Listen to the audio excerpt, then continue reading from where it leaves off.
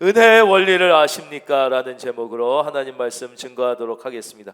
오늘 말씀 이렇게 시작됩니다. 천국은 마치 천국 이야기를 들려주시는 거예요. 왜냐하면 천국이 우리의 영원한 집이고 영원히 살 곳인데 우리는 너무 이 세상이 전부인 것처럼 천국은 잊고 이 세상에 너무 마음을 빼앗기고 속상해하고 힘들고 꿈을 잃고 소망을 잃고 살아가니까 예수님은 자꾸 우리에게 천국 이야기를 또 들려주시는 거예요. 천국은 마치 품꾼을 얻어 포도원에 들여보내려고 이른 아침에 나간 집주인과 같으니, 이건 비유인데 아주 쉽게 이 말씀을 이해하실 때 포도원은 교회라고 이해하시면 돼요. 포도원의 반대는 가시밭길이에요. 세상 바로 주인은 예수님이신 거예요. 품꾼은 이제 우리를 생각하시면 돼요. 우리들을. 이른 아침에 이제 포도원 주인이 품꾼을 얻으려고 이렇게 나갔어요. 2절, 그가 하루 한 데나리온, 그러니까 하루 평균 일당이에요. 요즘 돈으로 한 10만 원에서 12만 원 돼요. 이거 이렇게 일당 줄 테니 포도원에 들어가서 일하세요. 그리고는 아침 6시나 7시쯤에 나가서 그 인력시장 장터에서 일거리를 찾고 있는 사람들이 이렇게 불렀다는 거예요. 그런데 3절, 또 삼시에 나가보니 장터에 놀고 서 있는 사람들이 또 있다는 거예요. 삼시는 우리 시간으로 오전 9시예요. 이스라엘은, 우리는 밤 12시 자정을 0시로 시작하는데 이스라엘 사람들은 해 뜨는 아침 6시를 0시로 시작해요. 그러니까 우리보다 6시간을 더하면 그 시간이 돼요. 그러니까 3시니까 오전 9시에 나가보니 이 사람들이 일거리가 없어 또 놀고 있어요. 너희도 포도원에 와라. 그리고는 뭐라고 말씀하셨냐면 4절에 얼마 주겠다는 말씀을 안 하셔요. 너희에게 상당하게 주리라. 그냥 합당하게 줄 테니까 일할래? 아유, 좋습니다. 거기까지는 이해가 가는데 5절, 6시면은 대낮 12시예요. 제 9시면 오후 3시예요. 근데도 이때 주인이 또 나갔다는 거예요. 또 사실 경제적으로 보면 이왕에 부른 품꾼들을 잘 부리는데 신경 쓰는 게 나을지 몰라요. 근데 주인이 또 나갔다는 것은 주인이 우리랑은 조금 생각이 달랐다는 것을 여기서 유추해 볼 수 있어요. 일자리가 없어서 초조해하면서 하루를 공치고 실망할 사람들에 대한 사랑의 마음이 이 부잣집 포도원 주인에게 있었던 것이죠. 그래서 어떻게 해서든지 그 사람들에게도 좀 일자리를 줘야겠다는 마음이 있었을 거예요. 그래서 이제 또 나갔어요. 그래서 또 하라고 그랬어요. 근데 진짜 이해가 가지 않는 건 6절이에요. 제 11시에도 나가본, 11시면 17시, 오후 5시예요. 6시면 일이 끝나는데 1시간 남겨놓고 갔으면 얘 와가지고 작업봇으로 갈아입고 뭐 하라고 시키다 보면 아마 벌써 다 해지고 이제 돌아가야 되니까 이때 나갈 이유가 전혀 없는데 또 나갔어요. 제 11시에도 나가보니 서 있는 사람들이 또 있는지라 이르되 너희는 어찌해서 하루 종일 여기 이러고 있냐 그랬더니 아유, 우리를 써주는, 왜냐? 얘들이 비실비실한 애들이에요.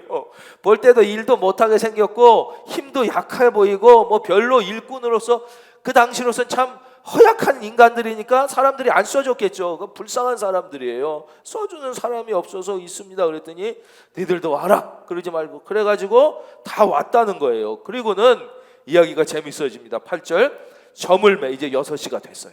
해가 지니까 포도원 주인이 청지기에 이르되 품금들을 불러 나중 온 자로부터 시작하여 먼저 온 자까지 삭슬 주라. 이제 임금 줘라. 그런데 참 이상해요. 저도 하나님의 진리를 깨닫기 전까지는, 뭐 지금도 부족하지만 이 말씀을 들을 때 약간의 의문이 들었어요. 이왕 주면 먼저 온 사람부터 주는 게 순서 아닌가? 먼저 와서 하루 종일 일하는 사람에게 먼저 주고 늦게 온 사람에게 나중 주는 게 낫지 왜 이러셨을까? 약간 의문도 있고 좀 거부감도 있었어요.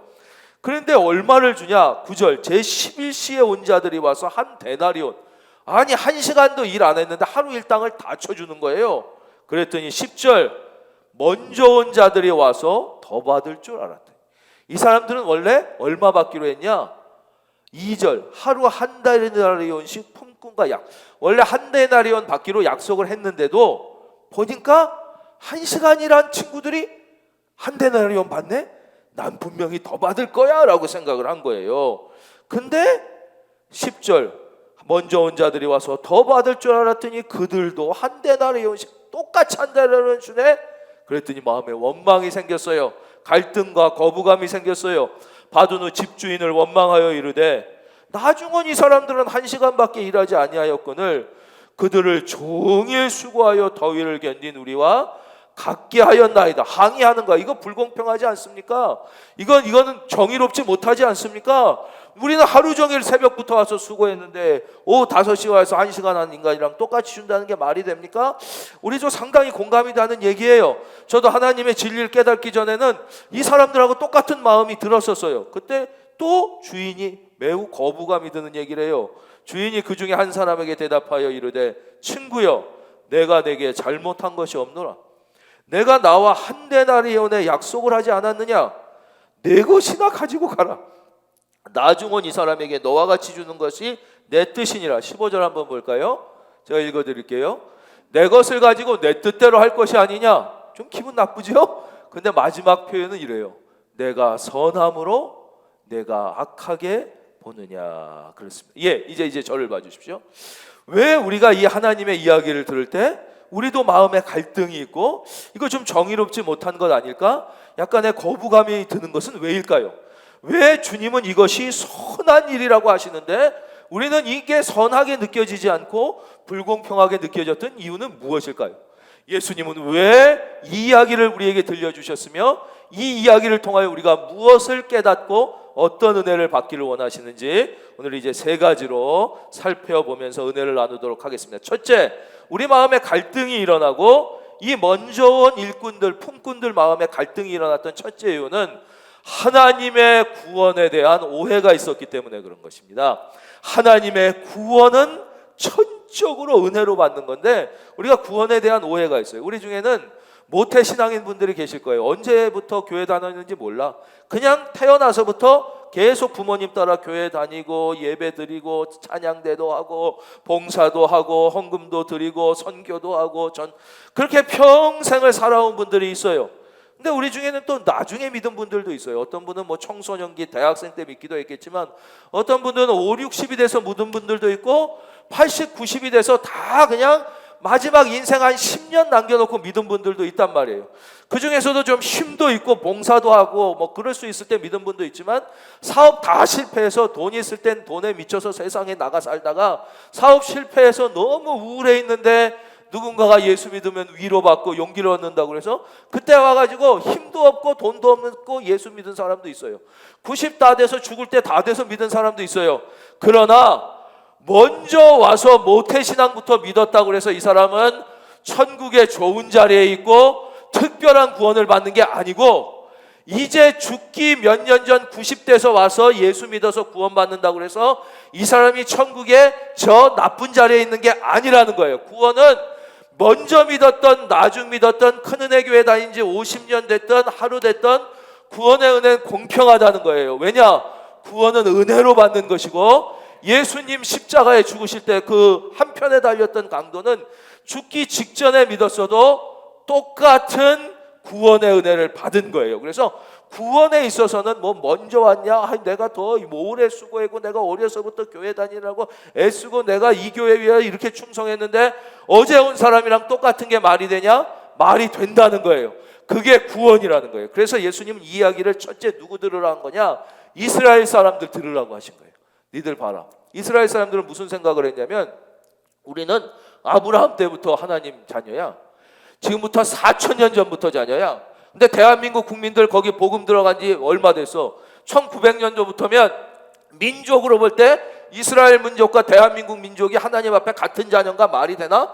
우리는 아브라함 때부터는 우리는 좀 특별하고 우리는 더 천국에서도 서울에 있고 쟤네들은 지방에 있고 우리는 좋은 동네에 있고 쟤네들은 저 산속에 있어요. 이렇게 생각하는 이스라엘 사람들을 향하여 너 그렇지 않다. 예수 믿고 하나님 자녀 되는 것은 먼저든 나중이든 다 똑같다. 믿으시면 아멘. 그 얘기해 주시는 거예요. 제자들에게 해주시는 말씀이에요. 제자들 마음에 이런 생각이 있었어요. 그래도 우리가 예수님 처음으로 따라왔잖아. 제일 먼저 따라오고 그 다음에 다른 사람들이 믿었으니까 우리가 1등 아니야? 우리가 더 높아야 되는 거 아니야? 똑같이 예수 믿어도 쟤네들은 우리보다 밑자리에 앉아야 되는 거 아니야? 같이 예수님 쫓아날 때도 우리가 상석에 있어야 되는 거 아니야? 죽어서도 우리는 예수님 측근이고 얘네들은 저 멀리 그냥 간신히 구원이나 받은 거 아니야? 라는 생각이 제자들에게 있었을 거라는 거예요. 왜냐? 자기들은 처음부터 다 버리고 예수님 1번으로 믿은 사람들이니까. 그때 예수님이 그게 아니라는 거예요. 그럼 예수를 먼저 믿었다는 것, 먼저 구원받았다는 것, 선임자라는 것은 무엇이냐? 그것은 더 특별한 구원을 누리는 게 아니라 선임자의 임무는 후임자, 뒤에 사람들이 예수님을 잘 믿을 수 있도록 준비하고 길을 닦고, 거기에 기쁨이 있다는 것이. 즉 이스라엘을 먼저 택하신 이유는 뭐냐? 니들이 먼저 4,000년 전부터 하나님의 택한 백성이 돼서 또 어기고, 야 우리는 4,000년, 대한민국은 겨우 200년, 니들은 죽어도 우리 못 따라, 이러라는 게 아니라 먼저 택함을 왜 해주신 거예요? 이스라엘 백성이 바로 하나님의 먼저 택함 받은 자녀로 예수님의 오실 길을 예비하고 복음의 길을 예비하고, 그렇죠? 그 일하는 것 자체가 복이라는 것이에요. 예. 그게 선임자의 복, 먼저 예수 믿은 자의 복이에요. 그것만 있는 건 아니에요. 이 사람들을 생각해 보십시오. 여기서 일하는 품꾼은 하루 벌어 하루 먹는 사람들이. 정규직, 요즘 날 정규직 같으면 몸 아파서 며칠 병가 내도 월급이 따박따박 나와요. 사회복지가 잘 돼 있는 나라, 뭐 좋은 나라에 살고 있지 않습니까? 혹시 직업을 잃어도 막 실직 수당도 줘요. 예. 뭐 취업 장려 수당도 주고, 좀 뭐 며칠 쉬어도 이렇게 당장 굶어 죽진 않아요. 근데 이때는 이 사람들은 하루 벌어 하루 먹는 사람. 초조하게 새벽에 나와서 먼저 포도원에 간 사람들은 마음에 평안이 있어요. 아, 오늘은 굶지 않겠구나. 최소한 오늘 집에 갈 땐 빈손으로 안 가겠구나. 오늘 밤에 내 처자식 굶기지 않고 연탄 2장 사갖고 가서 등 따시게 밥 먹여서 재울 수 있겠구나. 이 마음의 평안함이 먼저 있는 거예요. 그러나 오후 3시가 돼도 선택함을 못한 사람들은 자기들도 알아. 나는 저 사람보다 기운이 없어. 나는 더 힘이 약하고 재주, 기술도 없어 보이니까 사람들이 이 열패감이 마음에 있었을 거예요. 나는 오늘도 굶는구나. 오후 5시까지 다 사람들이 와서 데려갔는데 자기만 고르지 않았을 때 얼마나 스스로가 비참하고 초라했겠어요. 걱정이, 오늘 집도 무슨 낯으로 집에 가나? 배 곪고 있는 우리 애들은 오늘 밤 또 굶겨 재우나? 풀떼주기라도 어떻게 하나? 오늘 밤 또 냉골에서 또 연탄 못 사와서 이런 막 불안한 마음이 있었을 거라는 것이죠. 마찬가지로 우리가 모태신앙으로 예수를 믿었다, 우리가 어려서부터 예수 믿었다는 것은 우리가 먼저 품꾼이 돼서 이 안으로, 이 교회 안으로, 포도원 안으로 들어간 것은 마음에 우리 안에 죽음에 대한 불안함, 지옥에 대한 불안함이 사라지고 하나님과 동행하는 마음의 평안 있으신 분은 아멘. 그거를 먼저 경험하게 되는 거예요. 주님과 함께 동행하는 그 기쁨을, 늦게 예수 믿었다는 게 그게 이게 조금 믿고 봉사도 조금 하고 천국 가네, 그게 아니에요. 그분은 평생에 주님과 함께하는 그 기쁨을 못 누린 거예요. 그 마음의 평안, 그 미래에 대한 확신 없이 산 거니까 먼저 부름받아 포도원에 들어간 게 먼저 일을 하고 먼저 쓰고, 내가 먼저 큰은혜 교회에 출석하고 먼저 예수 믿은 게 먼저 많이 오래 봉사하고 하는 게 손해가 아니라 그것이 복이며 그것이 기쁨이며, 할렐루야, 그거 자체가 복이라는 거예요. 그러니까 이건 절대 우리가 갈등하고 마음에 거부감을 느낄 게 아니라는 거예요. 왜 그러냐? 우리가 구원을 오해해서 그러는 거예요. 두 번째, 우리의 마음에 이런 갈등과 거부감이 생겼느냐? 이 품꾼들의 문제는 무엇이냐? 두 번째는 하나님의 마음에 대한 오해예요. 보세요. 이제 1시간뿐이 일 안 한 애가 한 대라니론 다 받았네. 근데 나는 아침 6시부터 일했는데 와, 나도 한 대라니. 대부분 마음에 뭔가 불평이 생겼어요. 이건 정의롭지 못하다는 생각이 들고, 저놈 한 대라니면 똑같이 주는 건 안 됩니다, 이런 마음이 막 들었을 거예요. 막 아우성을 쳤을지도 뭐. 이게 말이 됩니까? 이건 불공평합니다. 저분은 저 5시에 온 애는 10분의 1 데나리온만 주십시오. 저 12시에 온 애는 반 데나리온만 주십시오. 막 이러고 있는데 그러지 않은 사람들이 있었다는 거예요. 그 한쪽에서는 저 오후 5시에 온 애 한 데나리온 줬으면 참 좋겠는데, 아니 그렇지 않더라도 최소한 반데나리온이라도 줬으면 좋겠는데, 오히려 내가 데나리온 받더라도 제 많이 줬으면 좋겠는데, 이런 마음을 갖고 있었던 사람이 있었어요. 이해가 안 가지만 분명히 있었어요. 그러다가 걔가 10분의 2 데나리온만 줘도 좋았을 텐데 주인이 그 애한테 한 데나리온을 주니까 너무 좋아서 할렐루야, 와 기쁘다. 자기가 한 데나리온 받은 것보다 막 너무 기뻐하면서 오후 5시에 와서 1시간뿐이 일 안 하고 나랑 똑같이 한 데나리온 받은 걸 너무너무 기뻐하면서 막 춤춘 사람이 있었어요. 누구일까요? 바로 그 사람의 부모인 거예요. 이게 남의 얘기면 납득이 되지 않아요. 1시간이라고 한 데나리온 받는 게 불공평해 보여요. 그런데 이게 내 자식 얘기라면 이 얘기가 달라져요. 내 자식 얘기라면 1시간 일했지만 한 데나리온 준 그 주인이 너무 고마운 거예요. 이건 불공평한 게 아니라 너무 감사한 거예요. 저 사랑 많은 사람이 너무 좋은 거예요. 내 자식 얘기라면 내가 10시간이라고 반 데나리온 받아도 내 자식이 늦게까지, 내 자식이 예수를 안 믿어. 예수 믿어도 완전 허렁바랑 진짜 믿음이 없어. 그래서 주님 위하여 일하지도 못하고 봉사하지도 못하고 주를 위하여 살지도 못하고 세상에 미치고 돈에 미치고 뭐 세상 좋다고 막 뛰어다니다가 늦게 예수 믿었어. 그렇기 때문에 내 자식은 구원을 받아도 개털 구원을 받고, 천국에서도 저 핫바리 동네에 있고, 하늘나라 가서도 주님 근처에는 있지도 못하고 저 아래서 삐죽삐죽거리면 부모의 마음은 너무나 아플 거예요. 부모라면 얘기가 달라져요. 내 자식이 비록 늦게 믿었어도, 내 자식이 주님 위하여 한 것 없어도 주님이 사랑으로 품어 똑같이 대우해 주시면 할렐루야, 내 자식 이야기면 달라지는 거예요. 바로 이게 하나님의 마음이라는 거예요. 하나님은 모든 우리 믿는 사람들을 볼 때 따라하겠습니다. 하나님은 나와 내가 중요해. 이번이 중요해. 이걸 다 같이 해주세요. 하나님은 우리 모두를 부모님의 마음으로 자식같이 사랑하신다. 이게 이 주인의 마음은 지금 자식을 향한 마음인 거예요.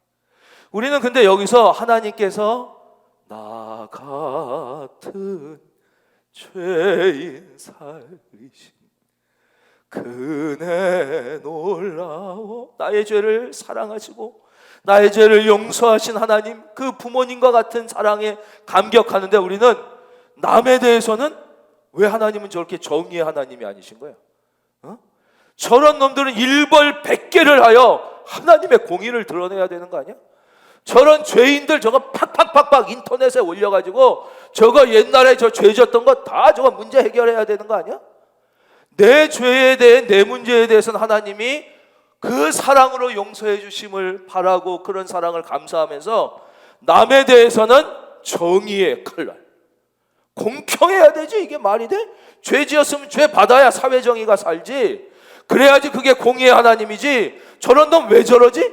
저런 놈 왜 벌 안 주지? 저 죄 많은 놈이 왜 지금까지 저렇게 떵떵거리며 잘 살지라는 이중의 잣대를 갖고 있으니까 마음이 괴로운 거예요. 나의 죄는 다 기억하지도 않고 용서해 주시는 하나님이 너무나 감사하면서 남에게 있어서는 정의의 하나님이어야 된다. 여러분 기억하십시오. 정의를 부르짖는 사회마다 살벌했다는 거죠. 여러분 대단히 죄송하지만 한때 우리나라가 이렇게 막 갑자기 이렇게 해가지고 구테타를 일으켜갖고 막 이 나라에 난리가 나고 그래서 정권을 잡았던 분들의 당 이름이 뭐뭐 정의당이었던 걸 기억하십니까? 그게 정의당이었어요. 당 이름이. 정의를 내세워야 된다. 사회정의 구현. 여러분 공산혁명을 일으킬 때 모든 첫째 구호가 정의라는 것을 아십니까?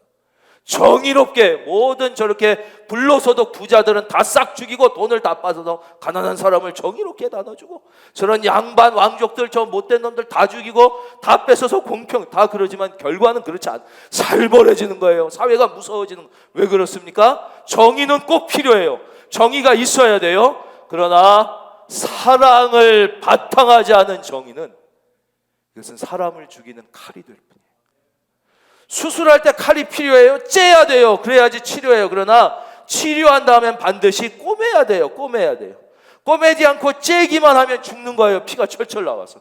사랑이 바탕이 되지 않은 정의는 다 이 칼과 같아서 결국은 정의를 구현하는 것 같지만 세상을 살벌하게 만들고 갈등 가운데 만들고 더 심각한, 그게 공산주의의 문제인 것이죠. 이 무엇이 진짜 정의냐? 사랑이 바탕이 될 때만, 하나님은 바로 이 부모님의 사랑으로 나와 우리 모두를 바라보고 계신다는 사실을 믿고 감사할 수 있기를 주의 이름으로 축원합니다. 하나님의 마음이 부모님의 마음이라면 우리가 이제 이 이야기를 이해할 수가 있습니다. 마지막으로 우리가 꼭 기억해야 되는 것은 바로 여기에 있는 이 품꾼들과 우리의 착각은 무엇이냐? 자기 자신에 대한 오해예요. 보겠습니다. 10절. 먼저 온 자들이 와서 더 받을 줄 알았더니. 왜 더 받을 줄 알아요? 분명히 2절 하루 한 데나리온씩 약속했으면 한 데나리온 받아야지 왜 더 받을 줄 혼자 생각했을까? 이유는 9절에 있어요. 제 11시에 온 자들이 와서 한 데나리온씩 받은 거예요. 나도 한 데나리온 받기로 했는데 늦게 온 사람들이 바로 비교 의식에서부터 착각은 시작되는 거예요. 이 비교 의식은 무엇으로 변화되느냐? 11절 받은 후 집주인을 원망하여 이르되 원망이 나오기 시작해요. 12절 나중은 이 사람들은 1시간밖에 일하지 아니하였거늘 그들을 종일 수고하여 더위를 견딘 공로의식이 됐어요. 나는 공로가 더 커. 나는 종일 수고했어. 난 더위를 견뎠어.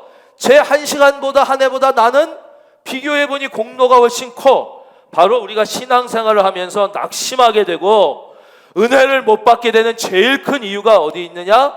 가장 비성경적인 비교의식, 거기서 비롯된 공로의식에서 오는 거예요. 성경은 우리 모든 하나님의 구원받은 자녀들이 가져야 될 성경적 의식을 뭐라고 말씀하시냐? 사도 바울이 뭐라고 고백합니까? 로마서 1장 14절. 우리 화면 한번 준비되었으면 보여주실 수 있겠습니까? 로마서 1장 14절. 조금 기다리겠습니다. 제가 한번 먼저 읽어드릴게요. 헬라인이나 야만인이나 지혜 있는 자나 어리석은 자에게 다 내가 빚진 자라 그랬어요. 바로 빚진 자 의식이에요. 이제 다시 한번 여러분들께서 가정에 계신 분들도 다 같이 읽겠습니다. 시작. 헬라인이나 야만인이나 지혜 있는 자나 어리석은 자에게 다 내가 빚진 자라. 이게 바로 하나님의 자녀의 올바른 의식이라는 거예요. 바로 빚진 자 의식이에요. 따라하겠습니다. 빚진 자 의식. 이제 제가 부부싸움의 기술에 대해서 좀 설명해드리고 설교를 마치려고 해요. 대한민국뿐만 아니라 전 세계 모든 부부들은 부부싸움을 한답니다. 대한민국 부부들 중에 몇 퍼센트가 부부싸움을 하냐 조사해봤더니 100%가 한다는 거예요. 그러니까 싸움의 강도의 차이가 있을 뿐 다 합니다. 언제 시작했냐 그건 다 달라요. 신혼여행 출발한 때부터 시작한 사람부터 뭐 하루 만에 한 사람, 일주일 만에 한 사람, 한 달 만에 한 사람도 있지만 하여튼 시작은 다르지만 언제까지 싸우냐? 죽을 때까지 싸운답니다. 이게 이제 결혼한 모든 부부들의 공통점이에요. 그러니까 부부에게 부부싸움 하는 것은 정상적인 일이에요. 저도 며칠 전에 부부싸움 했어요.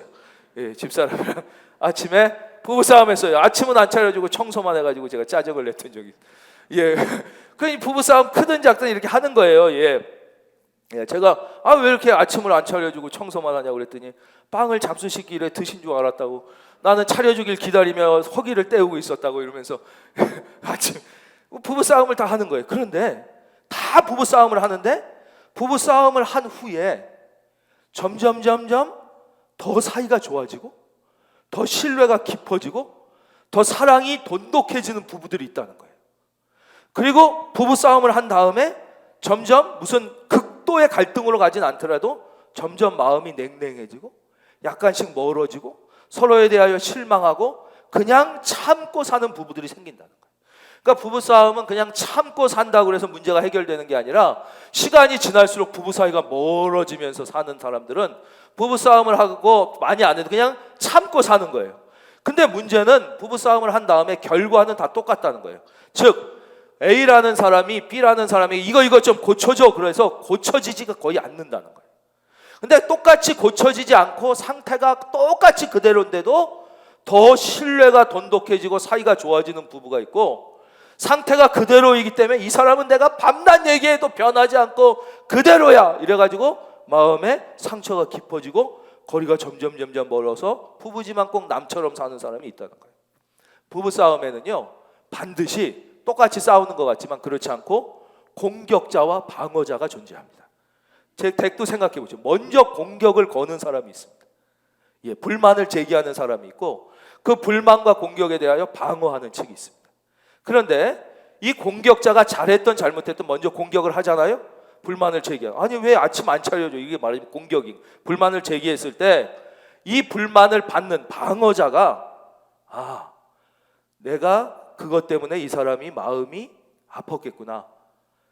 왜 맨날 내 생일하고 결혼기념일 하루도 기억하지 못하고 맨날 그렇게 늦게 와라고 공격을 했을 때 내가 참 늦게 들어와서 이 사람이 마음이 아팠겠구나. 내가 맨날 이렇게 생일을 잊어먹으니 이 사람이 진짜 섭섭했겠구나라는 걸 이해한 다음에 그 다음 생일날 이 사람이 또 잊어먹는다는 거예요. 그게 정상이래요. 이제 이번엔 남편이 공격을 하는 거예요. 아니 당신은 맨날 집이 이렇게 더럽고 왜 맨날 적자야?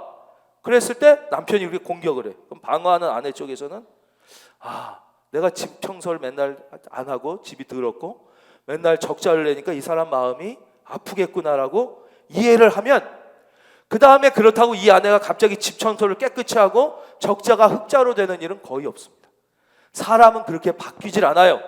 부부싸움하고 한쪽에서 공격하고 불만을 제시했다고 상대방이 바뀔 확률은 연구 결과 미국 미시간 대학 심리학과 에미 골든 교수의 연구에 의하면 거의 없다는 거예요. 사람은 계속 비슷해요. 우리도 지금 예배를 잘 들으시지만 제가 말씀을 이렇게 설교할 때 늘 주무시는 분이 있습니다. 한두 분 늘 주무셔요. 어떤 분은 얼마나 주무시냐면 주무시다가 복도로 떨어지신 분도 있었어요. 근데 그분은 그 다음에도 또 주무십니다. 근데 어떤 분들은 제가 설교를 좀 죽쓰는 날도 있고 못해도 늘 눈을 반짝반짝하면 열심히 들으시는 분이 있으세요. 이분들은 제가 꼭 설교를 막 은혜롭게 해서가 아니라 죽서도 잘 듣는 분은 계속 잘 들으시는 거예요. 그건 어쩔 수가 없어요. 제가 바꿀 수 있는 게 없듯이 부부도 내가 공격하고 뭘 불만을 제기했다고 상대방이 안 바뀐다는 거예요. 바뀌면 좋지만 안 바뀌어. 근데 안 바뀐다 할지라도 불만을 제기한 사람의 마음이 아플 것이라는 걸 공감해 주잖아요. 그럼 이 사람이 전혀 안 바뀌어도 신뢰가 깊어진다.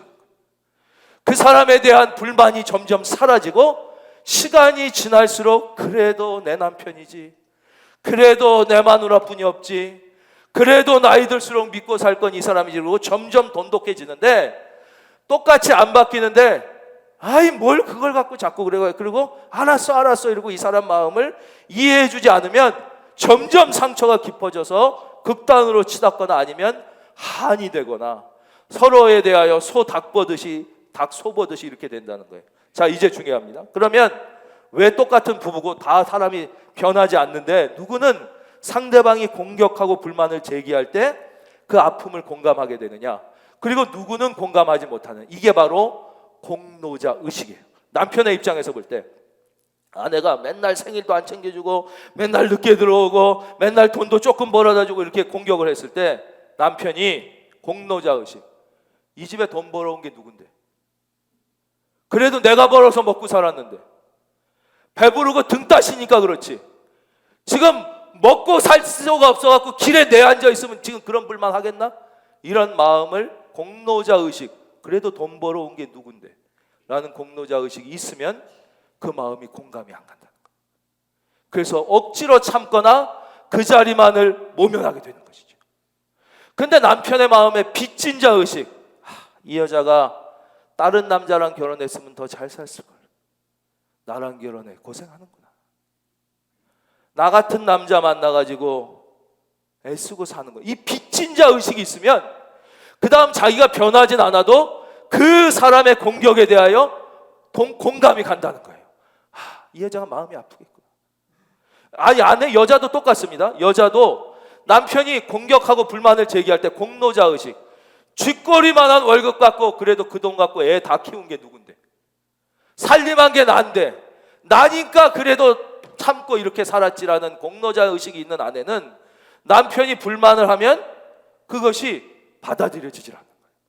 그때는 큰 싸움 날까 봐 참을 수도 있고 입 다물 수도 있지만 마음에 공감이 안 가니까 계속 서로의 마음에 한이 되고 갈등이 생기는 거예요. 근데 이 여자도 빚진 자 의식, 그래, 이 남자가 더 좋은 여자 만날 수도 있었을 텐데 나 같은 여자 만나서 힘들겠다, 나보다 더 좋은 여자랑 결혼했으면 더, 이런 나를 만나서 이 남자가 고생하는구나라는 빚진 자 마음이 있는 아내는 저절로 자기가 그 다음에 뭐 그렇다고 갑자기 뭐 지저분한 사람이 갑자기 깨끗해지고 무슨 갑자기 돈이 뭐 갑자기 절약해서 뭐 한두 달 그럴 수는 있어도 그건 못 그래요. 예, 안만 해도 그 남편이 마음 아파하는 걸 공감하기만 해도 이게 이심전심으로 전해져서 남편이 그 아내를 그래도 내 마누라뿐이 없다 이러면서 점점 신뢰가 가고 부부 사이가 가까워진다는 게 미국 미시간 대학 심리학과 에미 골든 교수의 연구 결과라는 것이에요. 자, 이제 우리의 신앙으로 적용하겠습니다. 왜 우리가 예수를 믿고 첫사랑은 뜨거웠는데 갈수록 더 믿음이 깊어지고 하나님의 관계와의 관계가 돈독해지고 은혜가 충만한 사람이 있는 반면에 왜 시간이 지날수록 자꾸 신앙이 식고 냉랭해지는 사람들이 있느냐? 바로 이 공로자 의식이 내 마음에 있느냐? 아니면 바울처럼 내가 빚진 자 의식이 있느냐? 할렐루야. 빚진 자 의식이 있어야 돼. 하나님 앞에 빚진 자. 그것뿐만 아니라 사도 바울이 뭐라 그래요? 헬라인이나 야망인이나 지혜자나 지혜 없는. 왜냐? 나가 아니라 더 구원받아야 될 저 귀하고 착한 사람들이 있는데, 더 귀한 사람들이 너무 많은데 나를 하나님께서 자녀 삼아 주셨다는 것에 대한 빚진 자 의식이 있으면 시간이 지날수록 하나님과의 관계가 좋아지고 하나님의 마음이 이해가 되고, 그러니까 주의 마음을, 우리가 그래서 찬양이 얼마나 은혜 받는 찬양, 나는 공로 전혀 없도다 오직 주의 은혜라. 우리 살아가는 성도님, 이와 같이 나중된 자로서 먼저 되고 먼저 된 자로서 나중되리라. 여러분 빚진 자 의식을 가져서 여러분 먼저 된 자지만 나중되지 말기를 바라고, 나중된 분들은 먼저 되는 은혜가 있기를 바라고, 빚진 자 마음을 가지고 신앙이 점점점 행복해지시기를 주의 이름으로 축원합니다.